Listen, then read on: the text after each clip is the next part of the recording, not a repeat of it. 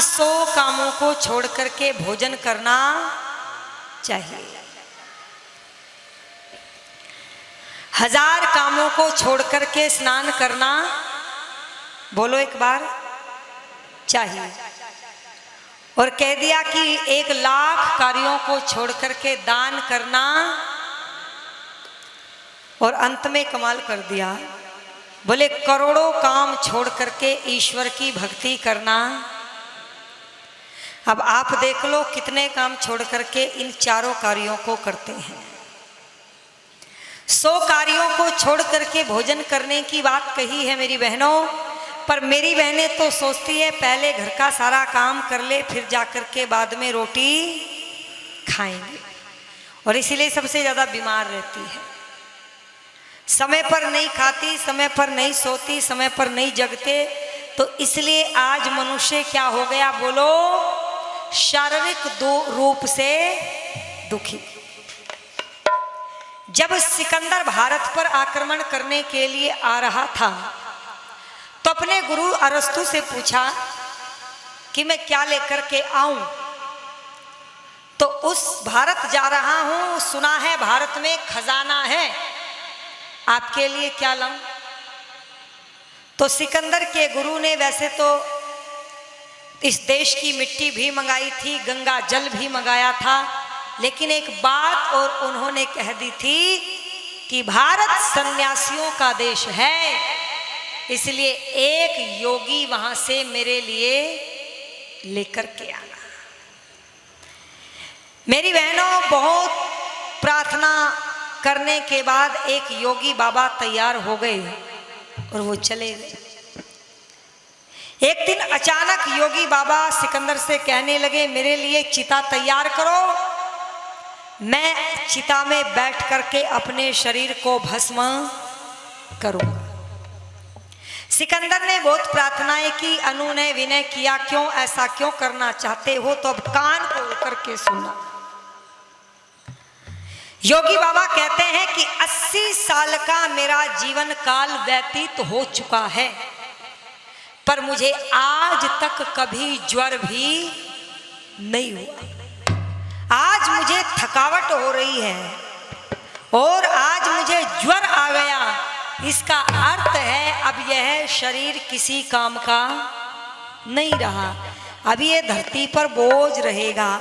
और बीमार रह करके व्यक्ति देश की उन्नति नहीं, बोल दो अवनति करता है।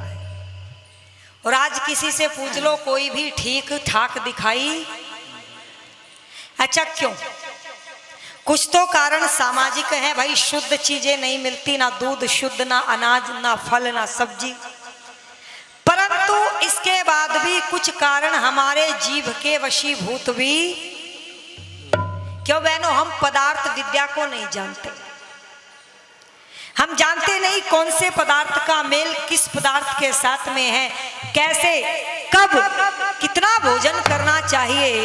यदि ये विद्या हमें आई हुई होती तो निश्चित रूप से कभी हम रोगी नहीं होते। बोलो, क्या हम कभी रोगी होते? क्यों माताओं? इधर ध्यान देकर के सुनो। 80 प्रकार की बीमारियों की उपज रसोई घर से चलती है और 80 प्रकार के रोग बिना हॉस्पिटल में जाए रसोई घर में, बोलो, ठीक हो जाते हैं। पर हम खट्टे के साथ दूध और नमक के साथ दूध खा लेते हैं। हम सुबह को मूली, शाम को मूली, रात को मूली खा लेते हैं। सुबह को खानी चाहिए, औषधि का काम करती है। दोपहर को छोड़ देनी चाहिए, मिले तो खा ले, कोई परेशानी नहीं है। पर रात को चाहे कोई तलवार लेकर के भी खड़ा हो, परंतु तब भी खानी नहीं चाहिए, क्योंकि जहर का काम करती है। अब एक बार मैं कार्यक्रम में गई, सर्दी का मौसम था, सरसों का साग, मक्के की रोटी और मूली बहन जी खा रही थी। मैंने ऐसे ही बोल दिया, बहन जी आपको पदार्थ विद्या की जानकारी नहीं है, रात्रि के समय में मूली नहीं खाते। तो बहन जी मुझे कहती है, मूली को क्या पता रात हो रही है। मैं निवेदन कर दूं आपके बीच में, ये जो इस प्रकार के बहाने हमने अपनी जीव के वशीभूत होकर के लिए, इसी का ही ये कारण है कि आज हमारे शरीर बोलो रोगी हो गए हैं। और विशेष करके माताएं तो इतनी रोगों का घर बन चुकी हैं। वो महिलाएं, वो नारी जो अपने परिवार को भी निरोगी रखती थी, आज बोल दो सबसे अधिक बीमारियां उसी नारी के शरीर में मिलती है। तो इसलिए कहा कि चाहे कितने भी काम पड़े हो, उन्हें छोड़ करके पहले भोजन करना, 1000 काम छोड़ करके स्नान करें। अब इधर वाले जो लो ये डिपार्टमेंट है, ये तो समय पे स्नान कर लेता है, पर माफ करना इधर वालों का कोई समय नहीं होता। और आजकल की युवा पीढ़ी या बच्चों की तो ऐसी हालत हो गई है, यदि स्कूल जाते हैं तो उठ करके नहा लेंगे, और संडे हो तो फिर सारा दिन ना नहाएंगे और ना खाएंगे। ऐसा है। नौकरी वालों को 10 बजे जाना है तो 9 बजे उठेंगे, 9 बजे जाना है तो 8 बजे उठेंगे, 12 बजे जाना है तो 11 बजे सो करके उठेंगे। बोलो हमारे जीवन में कोई भी नियम, और फिर कहते हम दुखी है। निवेदन कर दूं, कहा प्रातःकाल उठ करके और उषा पान करके प्राणायाम करके ध्यान से सुनना। यहाँ युवा वर्ग होता तो चर्चा करती। हमारी भारत की जलवायु गर्म जलवायु है।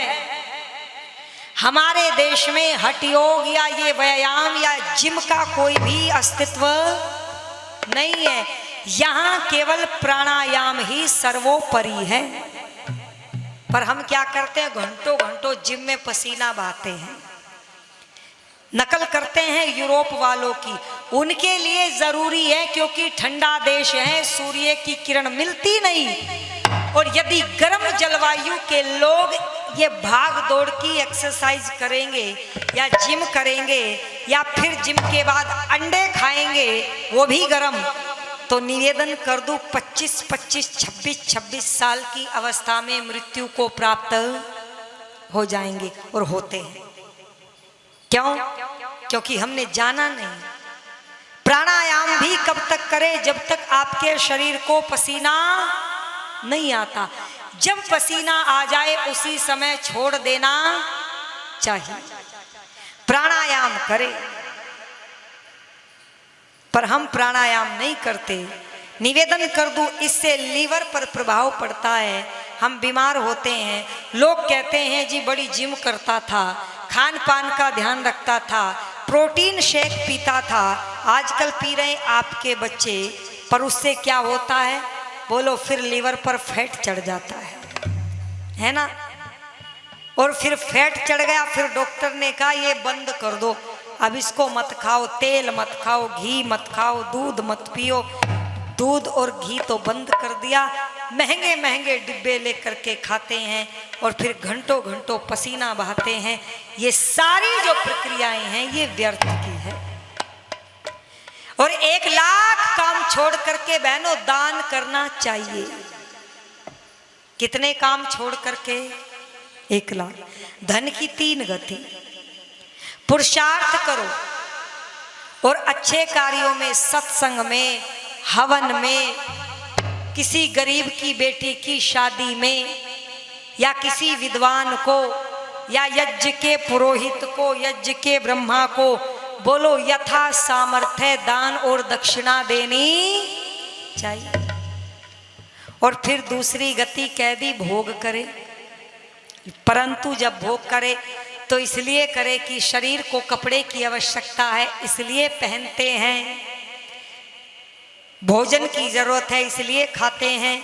बोलो स्वादु बन करके पैसे की बर्बादी ना करे। और जो ना दान करेगा ना भोग करेगा तो फिर तीसरी गति है, आपका धन डॉक्टर के पास जाएगा। एक झटके में 3 दिन में 50-50 हजार रुपए चले जाते हैं और कोई कहने वाला भी नहीं, डॉक्टर साहब थोड़े से कम कर लो, या कह देते हो? बताओ माता, नहीं कह पाते।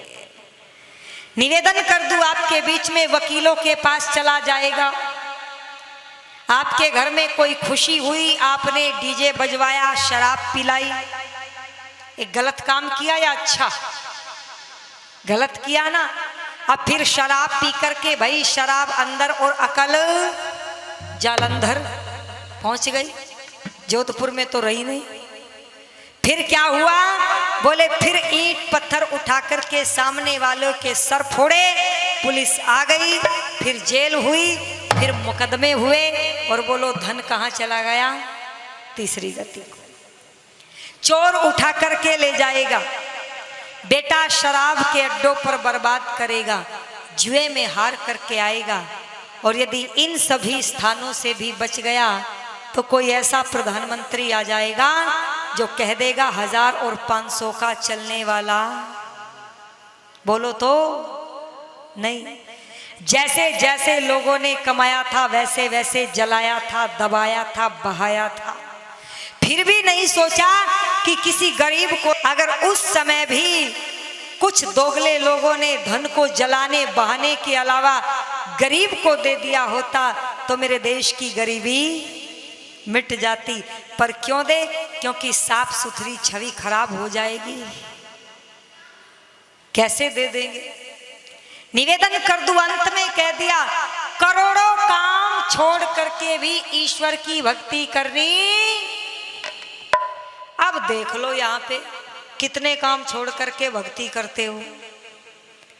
बोले जी हमें तो कहा 2 घड़ी बैठ करके परमात्मा का जाप कर, और हमारे पास तो 1 मिनट भी ईश्वर के लिए नहीं।